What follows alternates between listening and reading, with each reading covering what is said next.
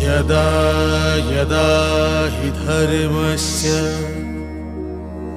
ग्लानिर्भवति भारत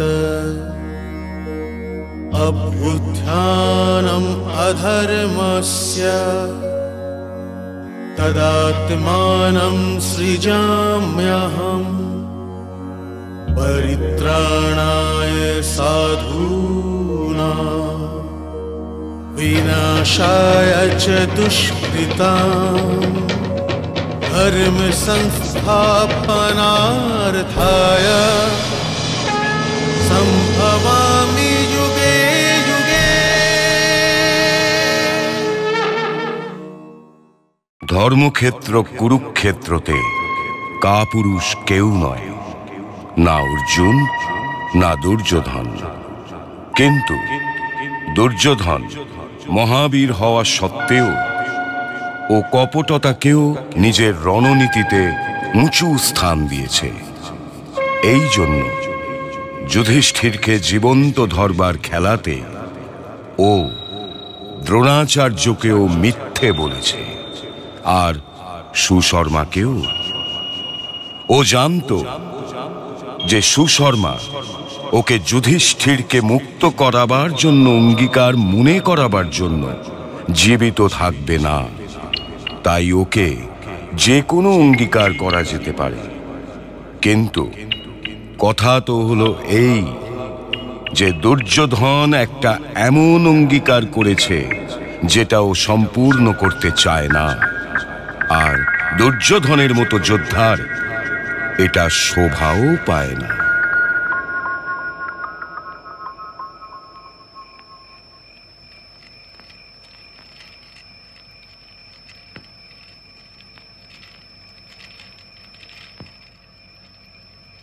ভ্রাতাশ্রী, আপনি সুশর্মাকে এমন অঙ্গীকার কেন করলেন? আমার অঙ্গীকার পালন করার প্রশ্নই ওঠে না অনুজ। তুমি কি ভেবেছ যে সুশর্মা যুধিষ্ঠিরের মুক্ত হওয়ার দৃশ্য দেখার জন্য জীবিত থাকবে? না অনুজ, ওর প্রতিদ্বন্দ্বী হচ্ছে অর্জুন, আর ওই ওকে জীবিত ছাড়বে না।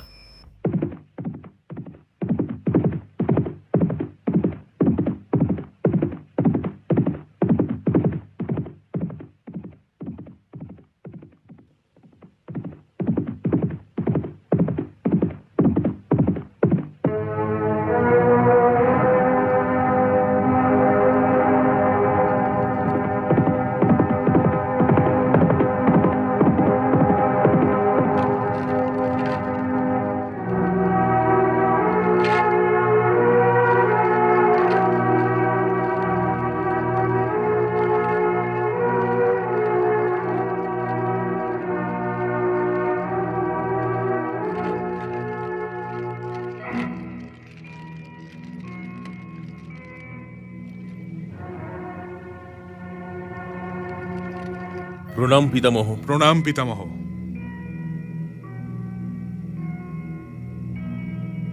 দীর্ঘজীবী হও।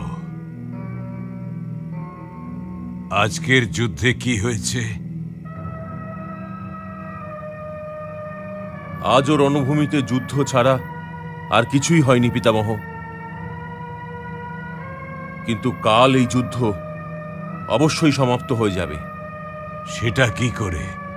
কাল যুদ্ধতে আচার্য দ্রোণ চক্রব্যূহ রচনা করতে চলেছেন। বাসুদেব আর অর্জুন দুজনেই ওটা ভাঙতে জানে পুত্র। ওরা দুজন এটা ভাঙবার জন্য আশেপাশে থাকবে না পিতামহ, কারণ আমি ওদের অনেক দূরে নিয়ে যাওয়ার ব্যবস্থা করে ফেলেছি। আর ওরা দুজন ফেরার আগেই আমি নিশ্চয়ই যুধিষ্ঠিরকে বন্দী বানিয়ে ফেলব, আর যুদ্ধ সমাপ্ত হয়ে যাবে। আমি আপনাকে এই শুভ সংবাদ দেবার জন্যই এসেছি পিতামহ। হে ভগবান, একে বুদ্ধি দাও। আরে পুত্র, এটা শুভ সংবাদ নয়। যাও যাও, আর আমাকে আমার আঘাতের সাথে একলা ছেড়ে দাও। এর তাৎপর্য তো এটাই হচ্ছে পিতামহ যে আপনি আমার পরাজয় চাইছেন। না পুত্র,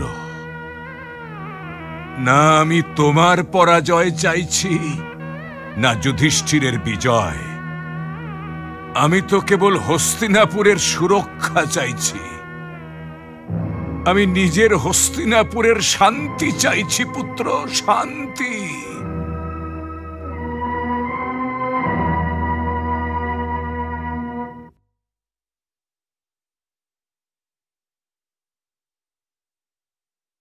মহারাজা ধীরাজ, ধৃতরাষ্ট্র উপস্থিত হচ্ছেন।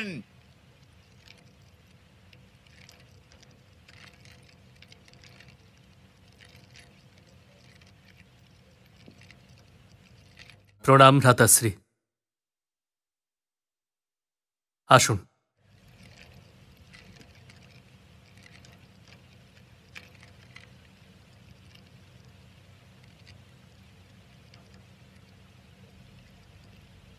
এখানে বসুন।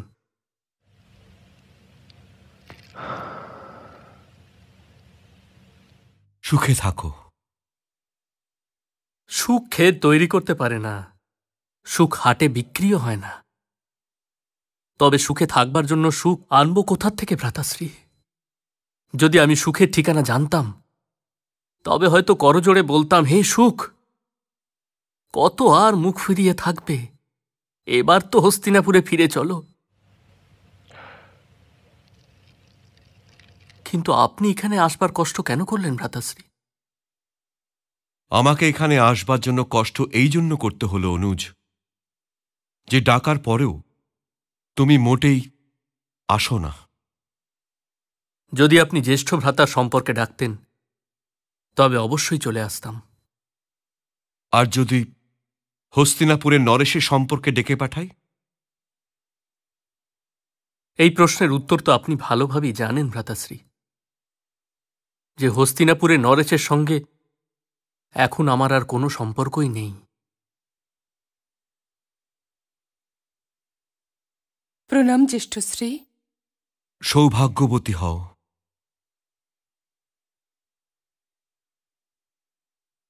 আমার কাছে আশীর্বাদ পেয়েছি তাদের সংখ্যা দিনে দিনে কমে আসছে বিদুর বধূ।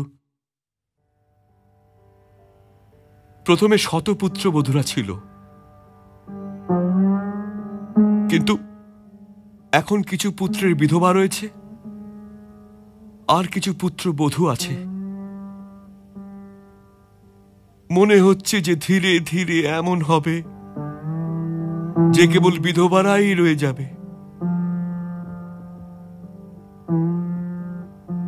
আমি কিছু বলবো ভ্রাতাশ্রী? না, এটা তোমার নীতির ক্ষেত্র নয় প্রিয় অনুজ, এটা হচ্ছে আবেগের ক্ষেত্র, এটা মনোভাবের সমস্যা। এটা এক নেত্রহীন আর বৃদ্ধ পিতার শোক কেন্দ্র। তুমি বলতে পারো তো বলো, যে চোখ দুটো দিয়ে ওদের কখনো দেখিনি, ওদের জন্য কাঁদছি কেন?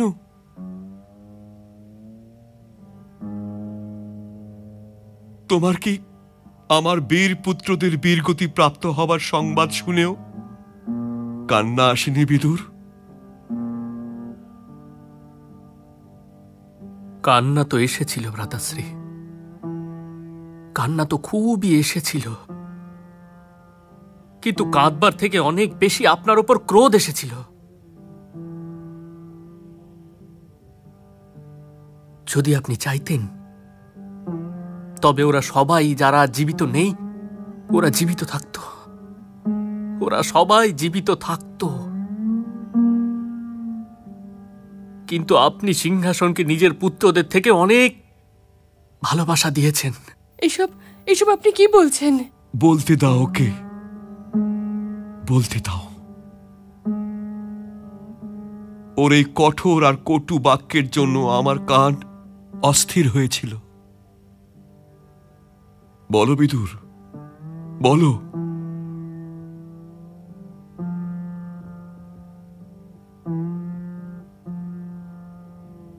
আচ্ছা, এটা তো বলো যে তুমি দুর্যোধন আর দুঃশাসনের বীরগতি প্রাপ্ত হওয়ার সংবাদ শোনার পরেও কি আমার কাছে শোক প্রকাশ করবার জন্য আসবে না?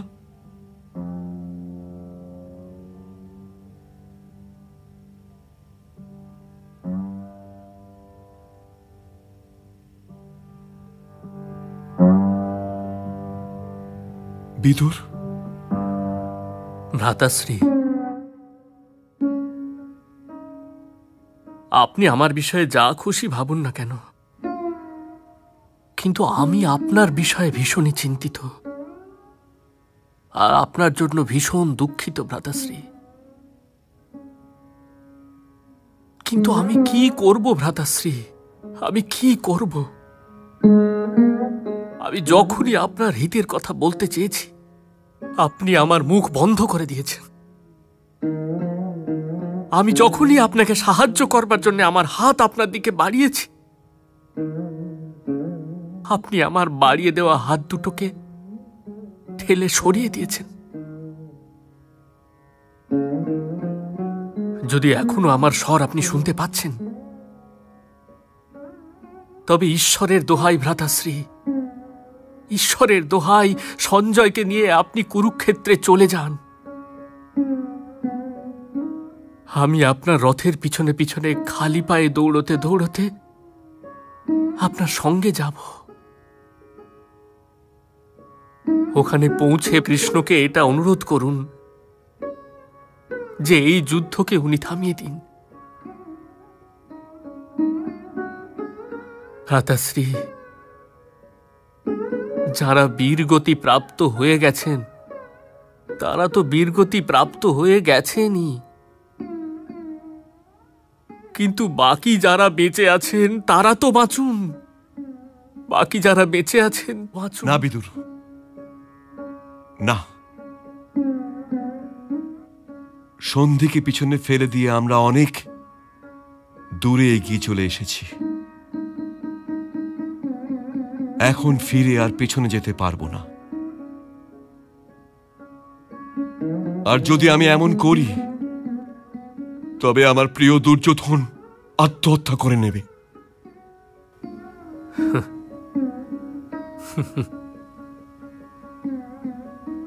আপনার প্রিয় দুর্যোধন তো যুদ্ধ শুরু হবার অনেক আগেই আত্মহত্যা করে নিয়েছে ভ্রাতাশ্রী, অনেক আগেই।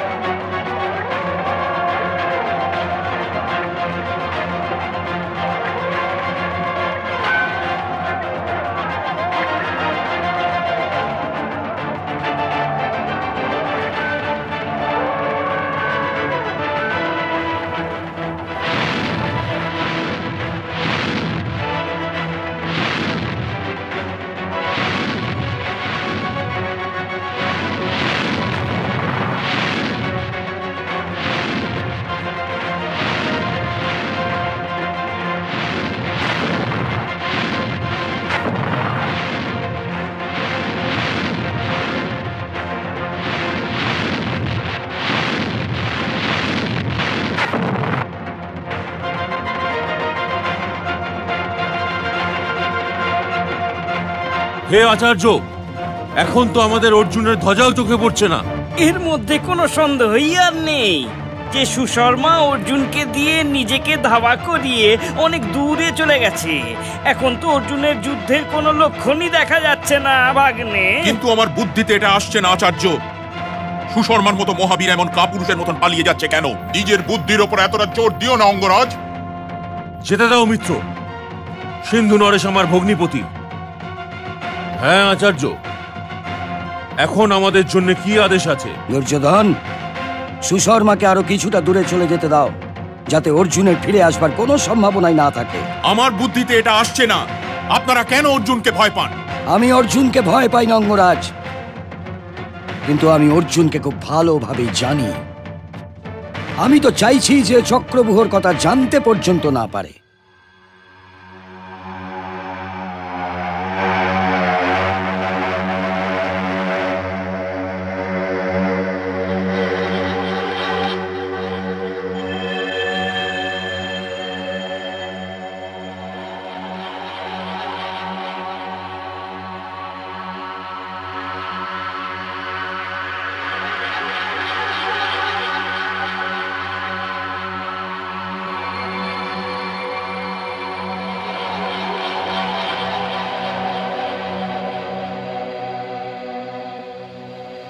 ভাই, এটা মানো আর না মানো, পাণ্ডু পুত্রদের সাথে বড়ই অন্যায় হচ্ছে।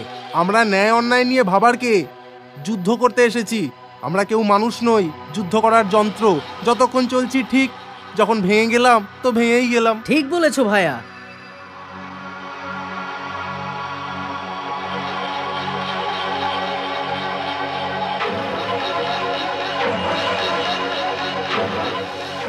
আরে বন্দি তো পালিয়ে গেছে, পালিয়ে গেছে, চলো।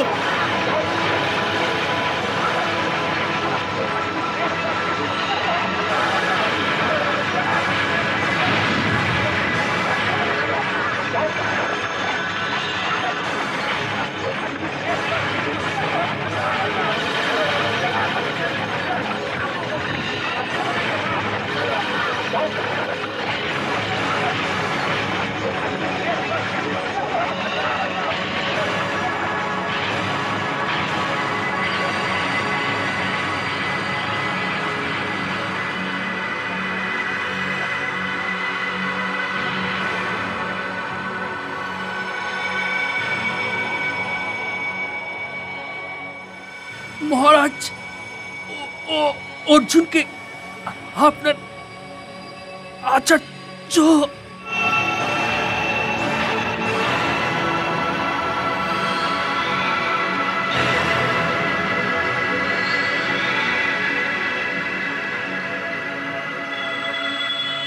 আচার্য কি করেছেন গুপ্তচর? গুপ্তচর! যদি তুমি আমার প্রতি নিষ্ঠাবান হও তবে তোমার চোখ খোলো, নিজের চোখ খোলো গুপ্তচর। চক্রভূ,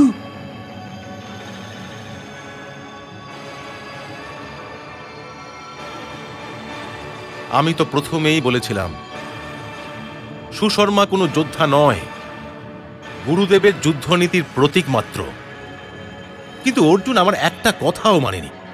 ক্রোধ করো না প্রিয় ভীম। এটা ভাবো যে চক্রব্যূহ ভাঙতে আমাদের মধ্যে কেউই জানি না।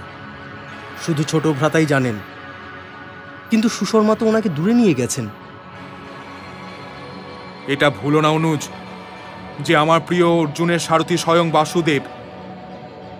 ও কিছু ভেবেই তবে অর্জুনকে সুশর্মার পিছনে নিয়ে গেছে।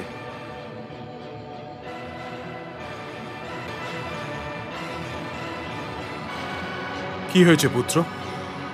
ধর্ম সংকটের এই সময় তুমি কেন আমার কাছে এসেছো? আপনি চিন্তা করবেন না জ্যেষ্ঠ পিতাশ্রী। চিন্তার যখন বিষয় তখন চিন্তা কেন করব না পুত্র? আপনি চক্রব্যূহ নিয়ে চিন্তিত আছেন। পিতাশ্রী নেই তো কি হয়েছে? আমি তো আছি, ওনার পুত্র। চক্রব্যূহতে প্রবেশ করাটা আমার জানা আছে, কিন্তু কিন্তু আমি ওর থেকে বেরিয়ে আসবার পথ জানি না। তুমি এটা চিন্তা করো না পুত্র, আমরা তোমার পিছনে পিছনে থাকবো। আর তুমি ওই গুহতে যে পথ খুলবে, আমরা ওই পথ বন্ধ হতে দেব না। হে গুরুশ্রেষ্ঠ, আপনি কি এখনো সূর্যাস্তের প্রতীক্ষা করে চলেছেন?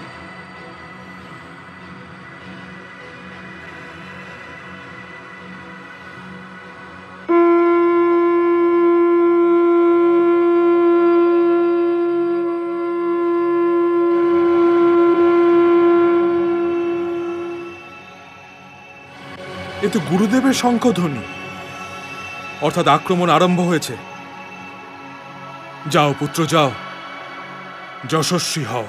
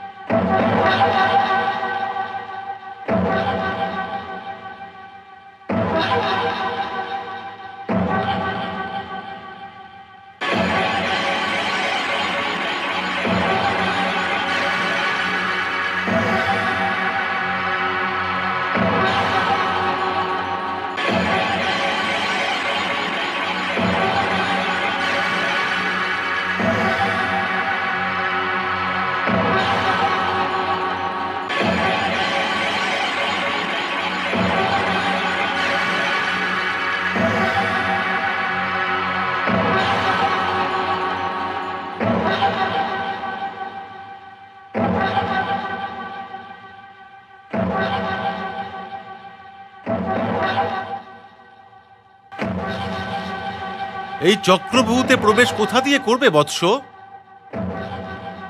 আমি চক্রব্যূহটা নিরীক্ষণ করছি, আর ওই স্থানের কাছে পৌঁছে যাচ্ছি যেখান থেকে প্রবেশ করাটা সম্ভব হবে। ঠিক আছে বৎস, আমি তোমার সাথেই থাকব। প্রধান সেনাপতি, যখন বৎস অভিমন্যু চক্রব্যূহতে প্রবেশ করতে যাবে, আপনি অন্য যোদ্ধাদের সমেত ওখানে পৌঁছে যাবেন। যাও বৎস, যাও, যশস্বী হও। চলো সারথি।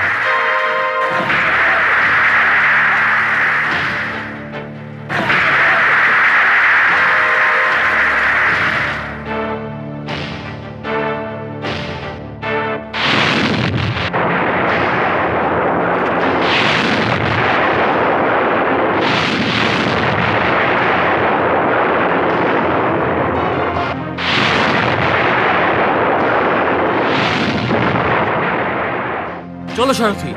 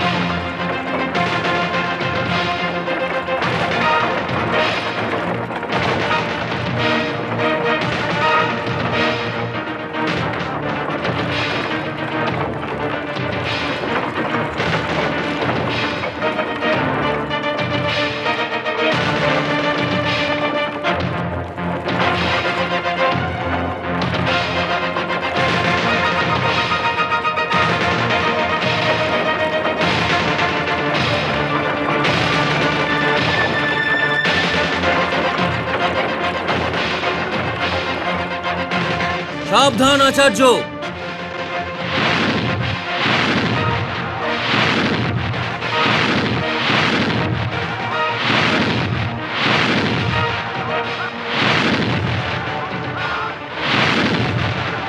সাবধান মদ্র নরেশ।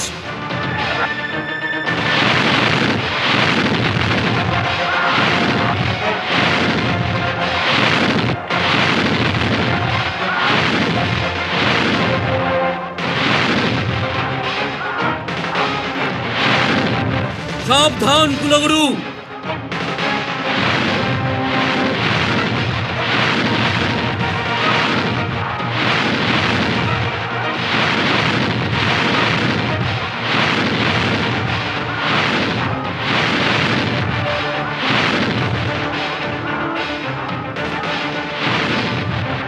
সাবধান অঙ্গরাজ কর্ণ।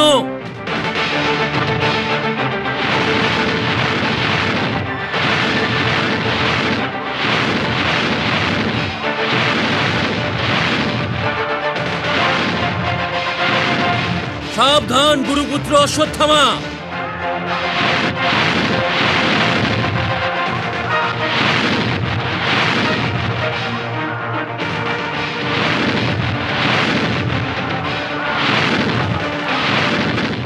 সাবধান গান্ধাররাজ শকুনি।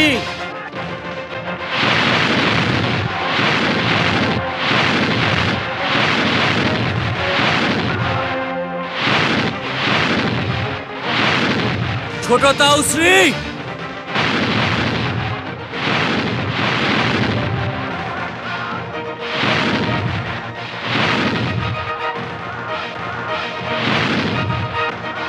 সাবধান তাউশ্রী।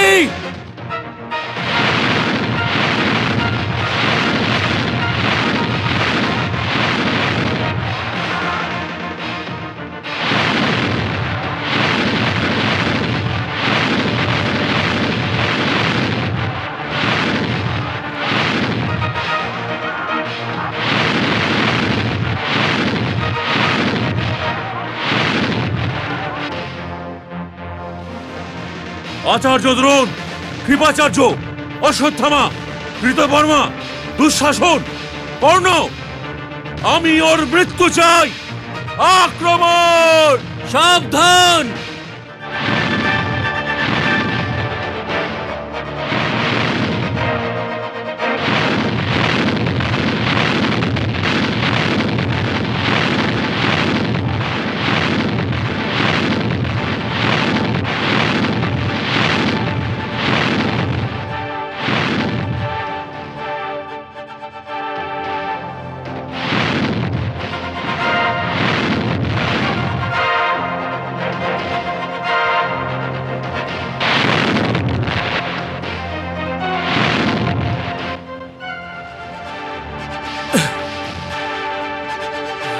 হে শ্রেষ্ঠ ব্রাহ্মণ, হে ভরদ্বাজ পুত্র, আমি আপনার প্রিয় শিষ্য মহারথী অর্জুনের পুত্র অভিমন্যু। আপনাকে এটা জিজ্ঞাসা করছি যে আপনি কি সমস্ত নিয়ম ভুলে গেছেন? যে নিয়ম স্বয়ং আপনার প্রধান সেনাপতি গঙ্গাপুত্র ভীষ্ম বানিয়ে গিয়েছিলেন? এই নিয়ম কি তৈরি হয়নি যে এক যোদ্ধার সঙ্গে এক যোদ্ধাই যুদ্ধ করবে? যুদ্ধ কর বালক, আজ তোর মৃত্যু নিশ্চিত, কারণ তোর বাইরে যাবার পথ বন্ধ হয়ে গেছে। যে বীর হয়ে থাকে সে পালিয়ে যাওয়ার পথ খোঁজে না তাউশ্রী।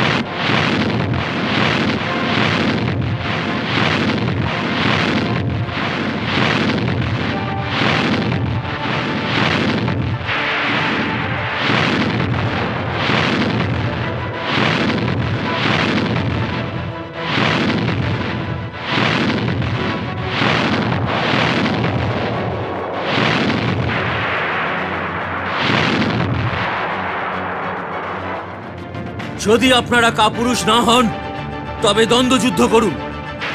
হে আচার্যবর, আমিও শ্রী শ্রী বাসুদেব কৃষ্ণর মতো গুরুর শিষ্য। এটা ভাববেন না যে যদি আপনারা একসাথে আক্রমণ করেন তবে আমি যুদ্ধ করব না। আমি যুদ্ধ করব, অবশ্যই যুদ্ধ করব। আমি তো কেবল এইটা চাইছিলাম যে ভবিষ্যৎ আপনাদের মতন মহারথীদের গণনা কাপুরুষদের মধ্যে না করেন, কারণ আপনাদের মধ্যে কেউ আমার পিতাশ্রীর গুরুদেব, কেউ গুরুপুত্র, কেউ ভাই, কেউ মিত্র।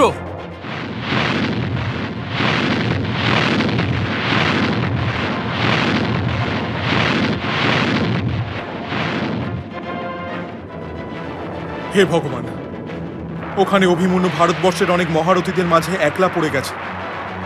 ওর এক একজন যোদ্ধা শত শত সৈনিকের বরাবর, সবাই রণনীতিতেও নিপুণ। আমি অর্জুনকে কি করে মুখ দেখাবো, কি করে মুখ দেখাবো?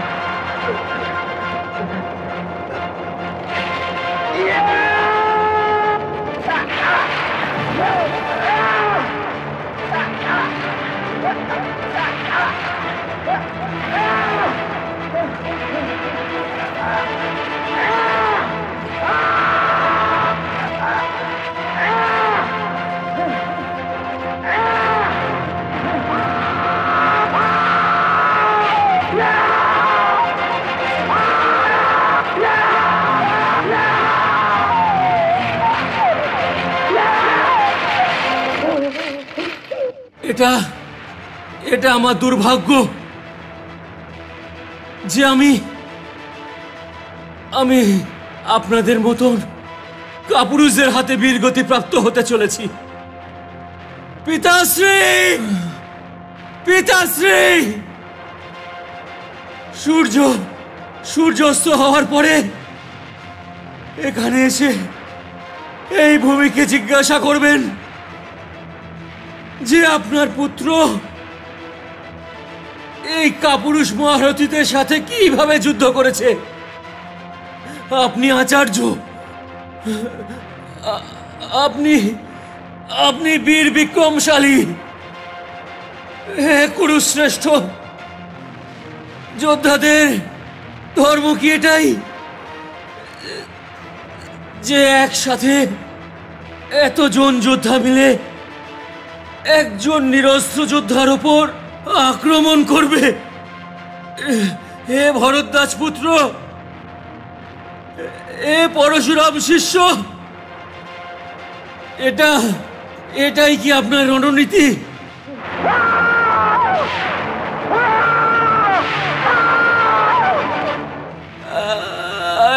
তো হে মাতুল, অভিমন্যুর অন্তিম প্রণাম।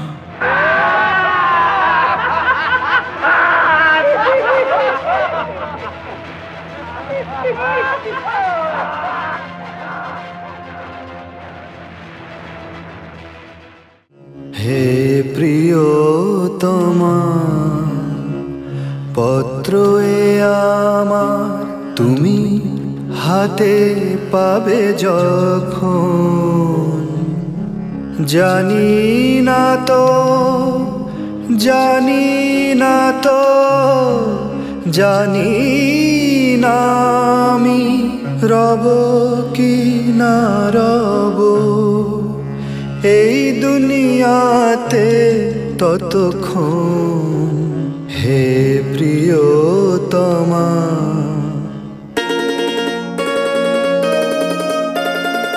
বীর অভিমন্যু লড়াই করে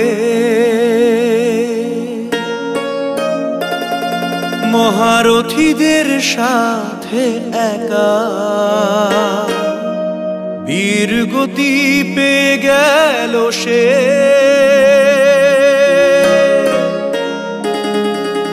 নত হলো